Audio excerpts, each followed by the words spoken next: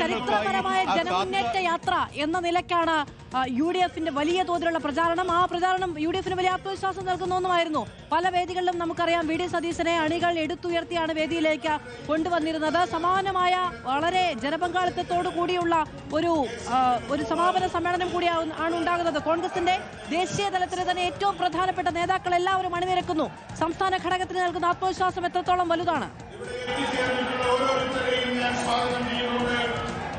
മാധു, തീർച്ചയായും. കാരണം ഒരു തിരഞ്ഞെടുപ്പ് അടുത്തിരിക്കെ കോൺഗ്രസിന്റെ അല്ലെങ്കിൽ UDF-ന്റെ സമീപകാല രാഷ്ട്രീയ ചരിത്രത്തിലെ ഏറ്റവും പ്രധാനപ്പെട്ട ഒരു ചരിത്രത്തിൽ ഇടം നേടിയ ഒരു യാത്രയായി കൂടി പുതിയ യാത്രയെ കാണേണ്ടി വരും. കാരണം മാധു സൂചിപ്പിച്ചതുപോലെ തന്നെ ഈ യാത്ര തുടങ്ങുന്ന ഘട്ടത്തിൽ മുതൽ ഒപ്പം യാത്ര അവസാനിക്കുന്ന ആ ഒരു ഘട്ടം വരെ നിറഞ്ഞ വേദികളായിരുന്നു എല്ലാ യാത്രയിലും ഉണ്ടായിരുന്നത്. വലിയ സ്വീകാര്യത പ്രതിപക്ഷ നേതാവിന് ലഭിച്ചു. ഒപ്പം ഓരോ മണ്ഡലങ്ങളിലും ഈ ജനങ്ങളിൽ നിന്ന് അഭിപ്രായം സ്വരൂപിക്കാൻ പ്രതിപക്ഷ നേതാവ് കഴിഞ്ഞു. ഒപ്പം അവിടെ ഉണ്ടായിരുന്ന മറ്റ് പാർട്ടികളിലെ നേതാക്കളെ പരമാവധി അത് താഴേക്കിടയിലുള്ള പ്രാദേശിക നേതാക്കൾ മുതൽ ഒപ്പം മുതിർന്ന നേതാക്കളെ വരെ പാർട്ടിയിലേക്ക് ഒപ്പം കൂട്ടാൻ കഴിഞ്ഞു എന്നുള്ള ഒരു ആത്മവിശ്വാസം പ്രതിപക്ഷ നേതാവിനെ സംബന്ധിച്ചുണ്ട്. ഒപ്പം നേരത്തെ ഉണ്ടായിരുന്ന ഈ താഴേക്കിടയിലുള്ള അണികളുടെ പ്രശ്നങ്ങൾ അല്ലെങ്കിൽ താഴേക്കിടയിൽ മുതൽ മുകളിൽ വരെ എല്ലാവരെയും ഒരുമിച്ച് കൊണ്ടുപോവുക എന്നത് കോൺഗ്രസ് പാർട്ടിയെ സംബന്ധിച്ച് വലിയ ഒരു പ്രയാസകരമായ കാര്യമായിരുന്നു. പക്ഷേ ആ കടമ്പയൊക്കെ കടന്ന് മറ്റ് പരാതികളൊന്നും തന്നെ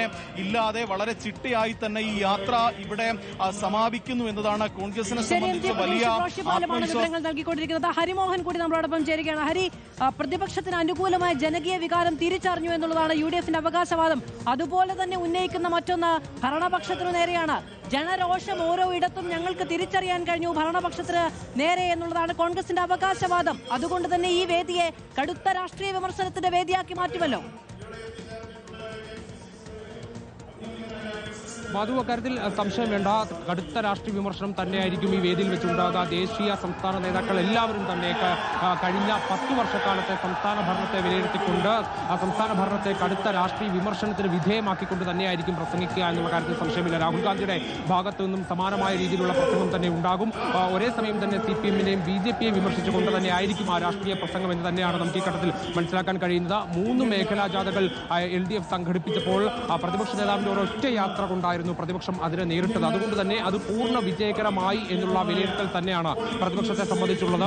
ആ വിലയിരുത്തലിൽ ഊന്നിക്കൊണ്ട് തന്നെ കടന്നു ചെന്ന എല്ലാ വേദികളിലും കടന്നു ചെന്ന എല്ലാ ജില്ലകളിലും മണ്ഡലങ്ങളിൽ നിന്നും കടുത്ത ജനരോഷം സർക്കാരിനെതിരെ ഉണ്ടായിട്ടുണ്ട് എന്നുള്ളത് തന്നെയാണ് പ്രതിപക്ഷത്തിന്റെ വിലയിരുത്തൽ. ഒപ്പം തന്നെ കടുത്ത പിന്തുണ ഈ പൊതുയുഗ യാത്രയ്ക്ക് ഉണ്ടായി എന്ന് പ്രതിപക്ഷം വിലയിരുത്തുന്നു. പ്രതിപക്ഷ നേതാവിന്റെ ഈ ദിവസത്തെ യാത്രകളെല്ലാം തന്നെ അതിലേക്കുള്ള സൂചനകളായിരുന്നു, അല്ലെങ്കിൽ അത്തരത്തിലുള്ള സൂചനകളാണ് ആ മണ്ഡലങ്ങളിൽ നിന്ന് ലഭിച്ചത് എന്നുള്ളതാണ് കഴിഞ്ഞ ദിവസം പ്രതിപക്ഷ നേതാവ് നമ്മളോട് സംസാരിച്ചപ്പോൾ തന്നെ അക്കാര്യത്തിൽ വ്യക്തത വരുത്തിയിരുന്നു. അതായത് പൊതുയുഗ യാത്രയുടെ ഓരോ ദിവസവും സംസ്ഥാനത്ത് ഒരു ഭരണമാറ്റം ഉണ്ടാകുമെന്നുള്ള വികാരം തന്നെയാണ് ഉണ്ടാകുന്നത് എന്നുള്ളതായിരുന്നു പ്രതിപക്ഷ നേതാവ് VD സതീശൻ നമ്മളോട് പറഞ്ഞത്. ഇന്നിപ്പോൾ പൊതുയുഗ യാത്രയ്ക്ക് പുത്തരിക്കണ്ടം മൈതാനത്ത് എല്ലാ ഘടകകക്ഷികളെയും പങ്കെടുപ്പിച്ചുകൊണ്ട് ദേശീയ നേതാക്കളെ അടക്കം ഉൾപ്പെടുത്തിക്കൊണ്ട് രാഹുൽ ഗാന്ധിയുടെ സാന്നിധ്യം ഉറപ്പുവരുത്തി വലിയ രീതിയിലുള്ള ഒരു ജനപങ്കാളിത്തം ഉറപ്പുവരുത്തിക്കൊണ്ടാണ് പ്രതിപക്ഷം പൊതുയുഗ യാത്ര അവസാനിപ്പിക്കുന്നത് എന്നുള്ളതാണ്. തെരഞ്ഞെടുപ്പിനുള്ള എല്ലാ ഒരുക്കങ്ങളും തയ്യാറായി കഴിഞ്ഞു എന്നുള്ളതാണ്. സ്ഥാനാർത്ഥി പ്രഖ്യാപനത്തിന്റെ അവസാന ഘട്ടത്തിലേക്ക് കടന്നിട്ടില്ല എങ്കിൽ പോലും എല്ലാ തയ്യാറെടുപ്പുകളും എല്ലാ ഒരുക്കങ്ങളും പൂർത്തിയായി കഴിഞ്ഞു എന്നുള്ളതാണ് പ്രതിപക്ഷം ഇക്കാര്യത്തിൽ അവകാശപ്പെടുന്നത്.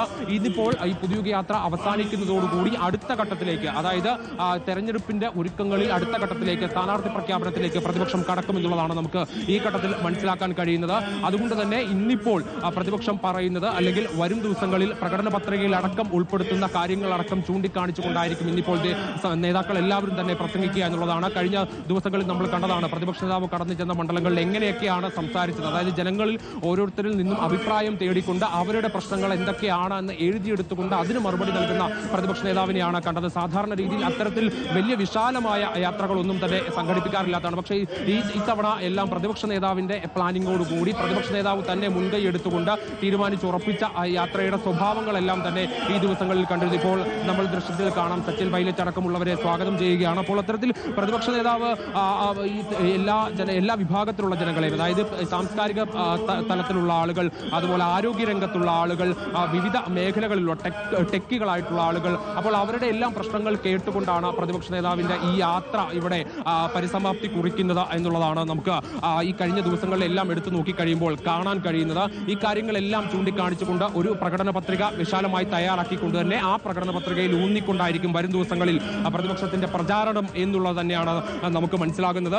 അതുകൊണ്ട് തന്നെ ഇനിയിപ്പോൾ ഈ യാത്രക്കൊടുവിൽ എന്തായിരിക്കും ഈ പ്രതിപക്ഷ നേതാവിന്റെ ഭാഗത്ത് നിന്ന്, അതായത് ഏറ്റവും ഒടുവിലായിരിക്കാം പ്രതിപക്ഷ നേതാവ് ഈ യാത്രയെ അഭിസംബോധന ചെയ്ത് ജനങ്ങളെ അഭിസംബോധന ചെയ്ത് സംസാരിക്കുക. പക്ഷേ എല്ലാവരും കാത്തിരിക്കുന്നത് രാഹുൽ ഗാന്ധി ഏത് തരത്തിലാണ് രാഷ്ട്രീയ പ്രസംഗം നടത്തുക എന്നുള്ളതാണ്. CPM-നെ ഏത് നിലയ്ക്കാണ് വിമർശിക്കുക, സംസ്ഥാന സർക്കാരിനെ ഏത് നിലയ്ക്കാണ് വിമർശിക്കുക, BJP-ക്ക് വിമർശനം ഉണ്ടാകുമോ എന്നുള്ളതാണ്. മാത്രമല്ല ഇപ്പോൾ രാഹുൽ ഗാന്ധി നിൽക്കുന്ന ഈ സ്ഥലമടക്കം കഴിഞ്ഞ തദ്ദേശ തെരഞ്ഞെടുപ്പിൽ BJP വിജയിച്ച സ്ഥലം കൂടിയാണ്. അപ്പോൾ അത്തരത്തിൽ ഏതെങ്കിലും നിലയിൽ BJP-യെ സംഘപരിവാറിനെ വിമർശിച്ചുകൊണ്ടുള്ള ഒരു പ്രസംഗമായിരിക്കുകയോ ഉണ്ടാകുക. ദേശീയ സംസ്ഥാന വിഷയങ്ങളെല്ലാം തന്നെ തൊട്ടു പോവുകയാണ്.